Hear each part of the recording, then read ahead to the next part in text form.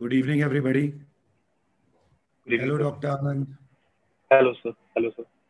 So, I welcome everybody to the session on clinical based questions. And as we are seeing, things are changing. It is not a surprise that in due course of time, the majority of the questions will come from what you see in the wards, what you see in the clinics. And since the pattern in the Indian examination is going to change, it is going to be favoring the student who is actually dedicated to MBBS. I remember when I was preparing, it was easy for me. Start at the end of internship or mid of internship and try to crack it. But now, over time, we see students take a head start and move ahead. The early mover advantage is a proven tactic in any economy, in any project, in anything that you do in life. Imagine a 100-meter race and people get 5 meters ahead to run. Can you cover up? No. Because you notice at the end, everybody is within 2 meters. And that's how close it is. It's very narrow gap. And these questions are the questions which, if you practice and you learn, getting them wrong is very difficult. I'll set you an example. If a question comes to you, what is the vertebral level of umbilicus? I was talking to Dr. Anand that day. And the spontaneous answer that comes is T10. But T10 is a dermatome level. The vertebral level is lower border of L1. Such an important level in clinical science. And that is what you should learn. Single liners are dangerous. Multiple liners or clinical questions are multiple single liners clubbed together. So, this session, Dr. Anand will teach you how to prepare for clinical questions, how to pick up the tricks, and how to answer them. It's not about information, it's about a tactic, learning the art of cracking questions by their own way. Have a great session like each of his session. All of you, all the very best. Thank you. Over to you, Dr. Anand. Thank you. Thank you, sir. So, hello everyone. Welcome to Pediatrics by Dr. Anand. This session will be spoken in English and Hindi language. This session today's topic is how to prepare for the clinical questions in pediatrics. A very simple but yet very meaningful point. We have kept it here. How to prepare clinical questions in pediatrics. Like, how should I proceed, sir? How should I look at the question? Should I read the whole, some questions are like 6 to 7 lines, 8 lines. Should I read the whole question or should I just read the highlighters in between? Like, how should I start preparing about it?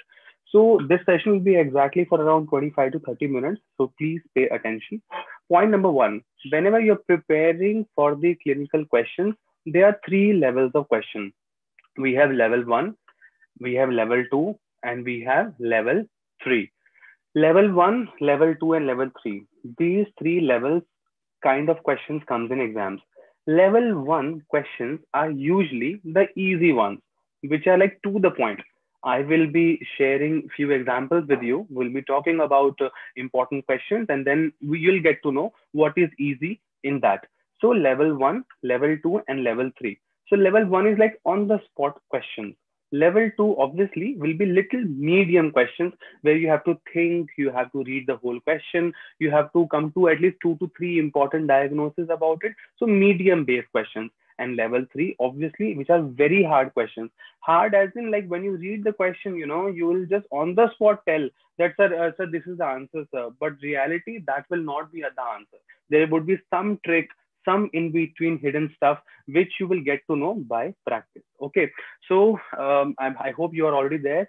So I will be sharing few questions with you, and I would like to I would like all of you to put your answer in the comment section, whatever answer you feel regarding the question. So question number one, I'll be sharing one question with you. Yeah, this is a very simple question. Now read carefully. This is a very important session. The question is, I am a 10-year-old boy. I am a 10-year-old boy with paroxysmal unilateral headache accompanied by nausea. Okay, I'll repeat again. I am a 10-year-old boy with paroxysmal, repeatedly unilateral, one-sided headache accompanied by nausea. What is my best diagnosis? So we have already great students who are already answering. So let me give you the options. The options are, number one, is it tension headache?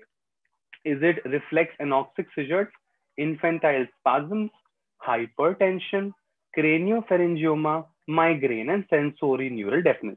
So Dr. Parinita, Dr. Disha, Dr. Kaur, Ramya, everyone is straight away wonderfully telling the answer that a 10-year-old boy with a unilateral headache accompanied by nausea, I think this boy is suffering from migraine. This is the most easiest or a clinical question which can be very easily, as friends also we are talking with, we can say, I think this patient is having migraine, sir. You know, like that. So the best answer, yes, the right answer is nothing but migraine. This is the level 1 easy type of questions which you can, analyze and think and all that, right? Coming to migraine, just 2 points you already must be knowing that migraine, you know that it is acute recurrent headaches which occurs in episodes. It is acute, it is recurrent, it occurs in episodes. And about sex also, you know that below 7 years, both sex are equally involved. But as the age progresses, it is more common in girls as compared to boys. Okay, this is the basic in general. I'm talking as simple as possible regarding migraine, which you should know. Okay, and you know that it is usually unilateral. It is only on the one side. It is very throbbing in character, right? And it is triggered by stress, anxiety, exercise, trauma, or menstruation. These are the top class points in general regarding migraine and how the questions will come. This was the level 1 easy question. Now question number 2. Now let's see if you can answer. I am a 10-year-old boy. I am a 10-year-old boy with bilateral band-like headache. I'm a 10-year-old boy with bilateral band-like headache that occurs almost every day. So what do you think? So I'll give you options. So my options are, again, tension headache, reflex anoxic seizures, infantile spasms, hypertension, craniopharyngioma, migraine, and sensory neural deafness. So again, we have Rimsha. She is saying tension headache. We have, Michelle and Jency. Very good. So again, now this is a little level 2 of question where you have to little think about it, right? So a 10-year-old boy with bilateral band-like headache. Okay, band-like headache.